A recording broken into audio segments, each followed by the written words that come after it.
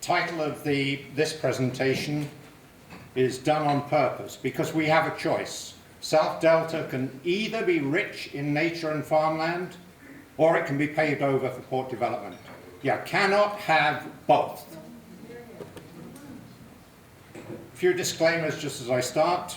Pretty well all of the material that I'm presenting is available in the public records. In some ways this is a theme for today. There is a cloud hanging over South Delta, and that cloud is the possibility that Port Metro Vancouver is going to add a second container terminal out on Roberts Bank. I'm going to review with you today why we cannot allow this port to go ahead. I want to start with a little story. It's a story about a community in Southern California, Mira Loma. Some of you may know it. In many ways it was much like Delta, much like South Delta. It was a small rural township with farms, horses, walking trails, but it was near the intersection of 3 interstate highways and a railroad, and it was relatively close to the container ports of Los Angeles and Long Beach. Here's what it looks like today. What you're looking at there, high-level view from New Perth. This is all warehouses, container storage yards, intermodal rail terminals. And if we come down and look at a closer view, that's just one view of one particular warehouse and distribution complex. Mira Loma is covered in them. And it's also interesting that Mira Loma and its neighboring communities has some of the worst air quality in the whole of North America. I think they rank number 3 or number 4.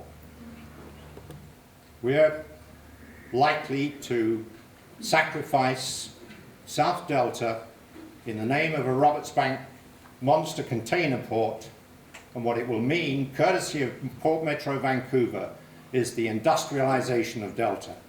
And I'm going to explain that to you today, and we'll talk about how we can stop this happening. Let's just look at a little bit of history. Delta Port, current Delta Port, out at the end of that causeway, 3 berths today. The 2 berths were opened in 1997, and then there was a 3rd berth extension, and that became operational in 2010. It's currently operating somewhere around 60% capacity. Now that figure is difficult to nail down because the Port Metro Vancouver won't tell us what the individual volumes are going through each of their 4 container ports.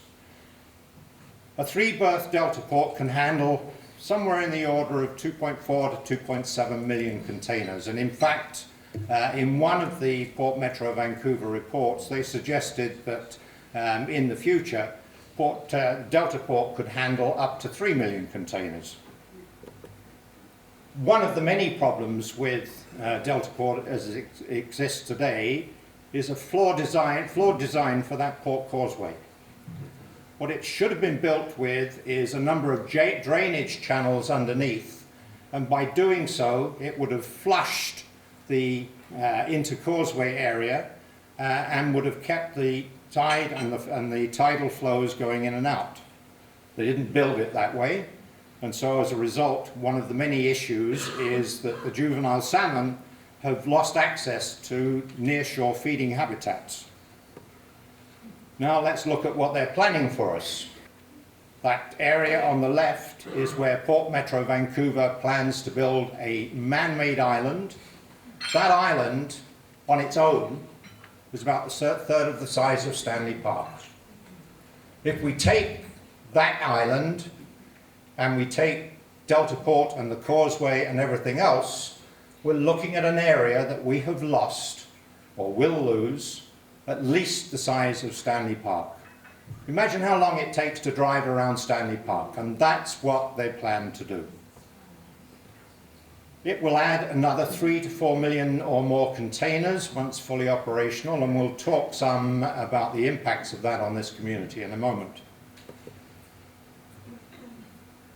An issue that I want to make sure you understand is that Environment Canada, Canadian Wildlife Service, Department of Fisheries and Oceans have all expressed concerns.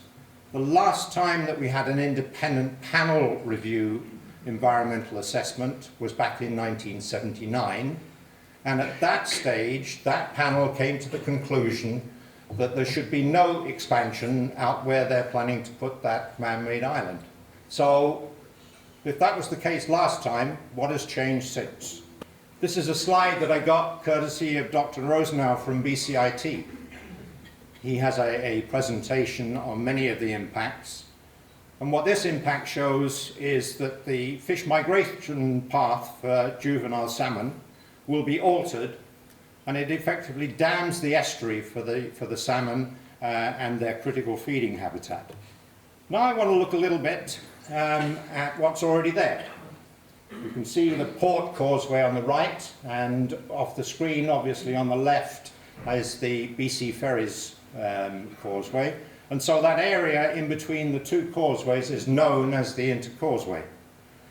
Now what happened when this causeway went in is that it started to do significant damage to that whole foreshore and shallow area in the bay. There are erosion channels in there now which are constantly moving. They were never there before. There's lots and lots of eelgrass, which wasn't there before.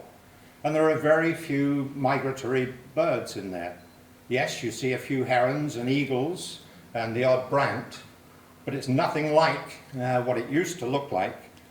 And what some of the environmental experts are telling us is that the same thing will happen on the other side if T2 is built.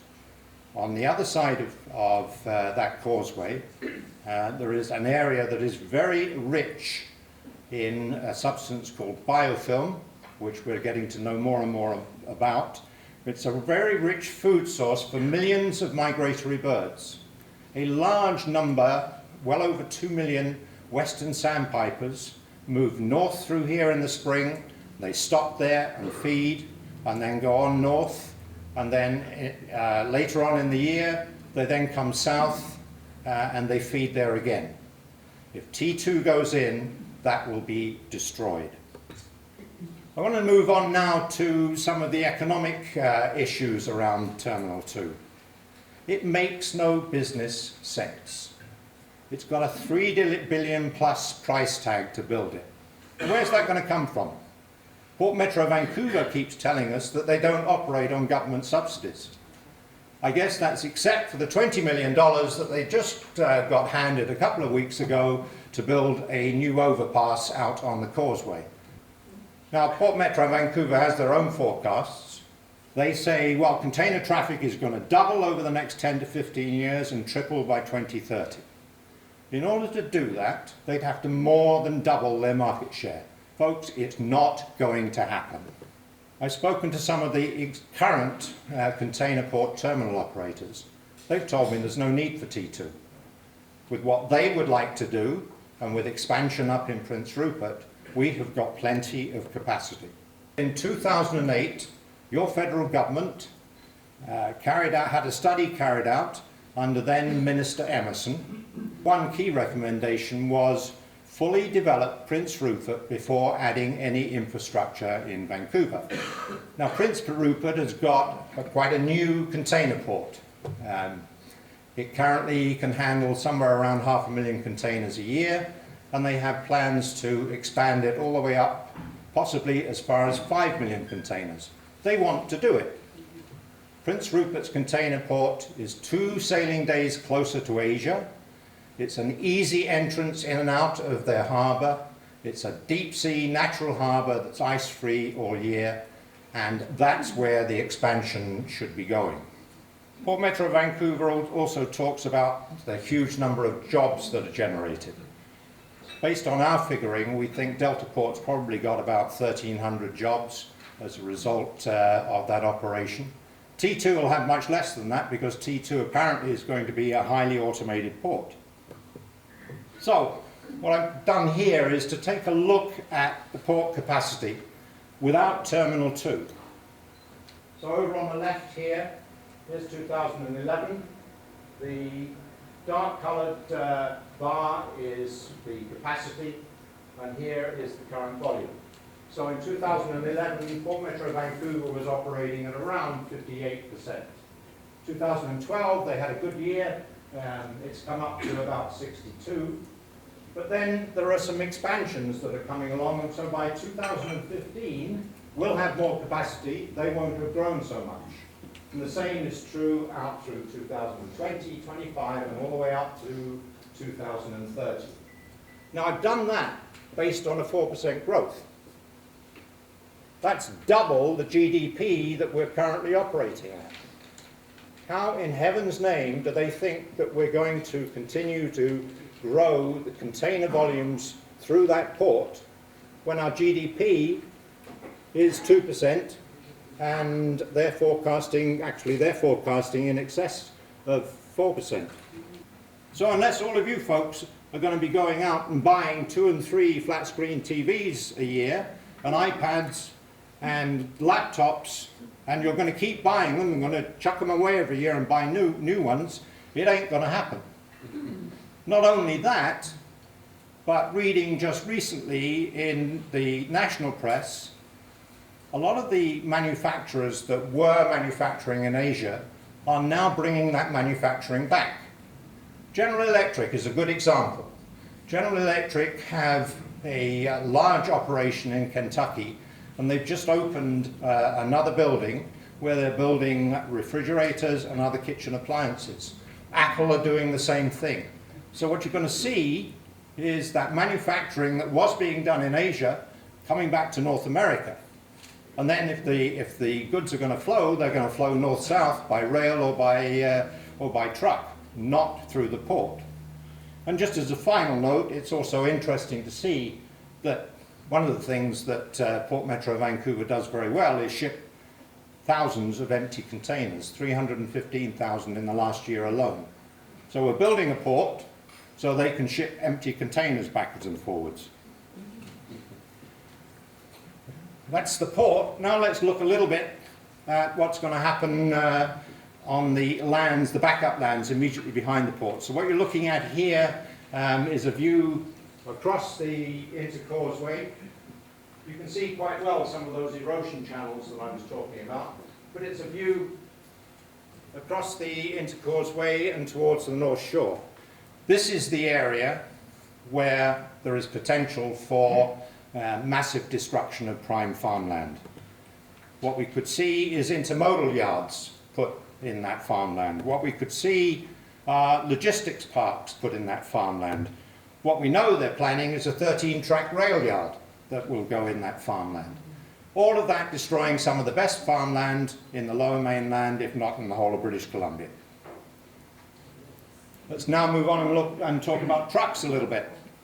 Photo taken just a couple of weeks ago by Richard Swanston. See the time? Just before 10 o'clock in the morning. This is a lineup of container trucks waiting to get into the port. Guess what, folks? A good number of those came southbound down the highway and through the Massey Tunnel when the Massey Tunnel was 1 lane south and 3 lanes north. What happens at the other end of the day? Exactly the reverse. Here's another look. This was just a couple of days ago, February 11th. A lineup all the way down Delta Port Way. Well over 130 trucks apparently. And what I put up there is, they're not my estimates, these are the port's estimates. 2010 they figured there were 3,000 port truck trips a day, and by next year it'll be 3,500. By 2020 it'll be 4,500, and by the time T2 comes into operation, 7,000 trucks a day. So think what it's like now and multiply that by over 2. One of the things that a number of us have had concerns with for years are the power lines that run the length of the causeway. Those power lines run vertically to the way the birds fly, the pathway for the birds, and so they cause bird kill. Repeatedly the port's been told to do something about it, and repeatedly they've dragged their feet. And so I say, others say, if they can't resolve the murky power lines history, how can they expect us to trust them to deal credibly with the environmental issues around T2? Environmental issues that will affect one of the most important, if not the most important, ecosystem on the whole west coast of North America, especially significant for migratory bird populations. I want to look now at the tipping point, as I call it, for Roberts Bank. This is a view out towards Vancouver Island. If that T2 goes ahead, it will change the tidal flows, and you'll have the same problems, as I've said, that we have with the intercauseway, with that area on the other side of the causeway. Not only that, but they want to widen the causeway, and that will cut into critical bird feeding habitat.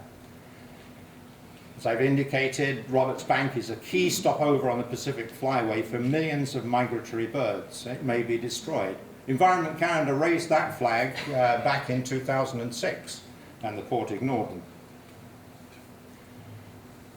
Our orca whales that are on the list of endangered species are even more at risk.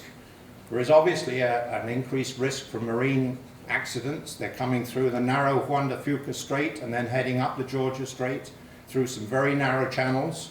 If we look at all the expanded shipping that they'd like to do, obviously there's an increased risk of accidents.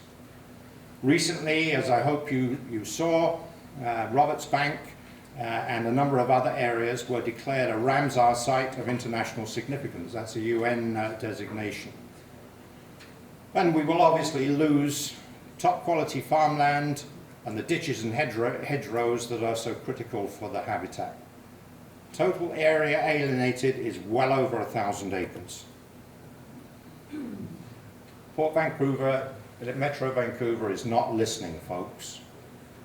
We lose our quality of life and our rural lifestyle. We lose our natural environment. We gain air pollution. We gain light and noise pollution. And we gain disruptive truck traffic. So, my conclusions, we've got to stop any further expansion, focus on improving the existing productivity at the Three Berth Delta Port. No Terminal 2, there's plenty of capacity on the BC West Coast, expand Prince Rupert to satisfy the demand. Roberts Bank is the most important estuary and ecosystem on the West Coast. It has to be protected. Stop paving over the farmland, no container storage, warehouses, logistic parks, and intermodal yards. There is an alternative. It's an alternative that people at the port say they're looking at, but they never do anything about. And that's get the trucks off the road. We're operating with a broken infrastructure. They should be moving containers by barge or short-haul rail up to existing inland terminals or up to some of the intermodal facilities that are close to mainline rail and the Fraser River. I hope, if you haven't got it, we've got copies of the Georgia Strait. It has an excellent article that gives a very good overview of all that's coming at us. I would encourage you to take that with you. So, to conclude, what will South Delta be known for in the future? The wildlife or the rail yards and warehouses? It's up to you. If we get sufficient local opposition, this can be stopped. Our Delta's environmental treasures and our quality of life, theirs to ruin or ours to protect. Say no to Roberts Bank Terminal 2. Thank you.